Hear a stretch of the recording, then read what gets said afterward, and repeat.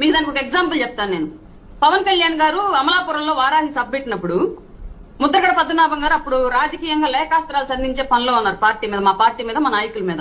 ఆ టైంలో ఒక కార్యకర్త ఎవరు పద్మనాభరెడ్డి అని చెప్పేసి ఒక వెటకారంగా ఒక ప్లకార్డ్ పట్టుకొని పైకి ఎత్తితే ఆ సభలో ఉండి చూసినటువంటి పవన్ కళ్యాణ్ గారు అందరి ముందు బహిరంగంగా ఇట్లాంటివేవి కూడా మీరు చెయ్యొద్దు, రాజకీయాలు వ్యక్తిగత దోషంలకు తావులేదు, మీకు అసలు సంబంధమే లేదు, ఏమన్నా ఉంటే రాజకీయంగా పెద్దోళ్ళం మేము చూసుకుంటాం కానీ మీరు మాత్రం ఇట్లాంటి దారి పట్టద్దు, అర్జెంట్ గా ప్లకార్డ్ దించేసే అని చెప్పేసి చెప్పినటువంటి వ్యక్తి పవన్ కళ్యాణ్ గారు.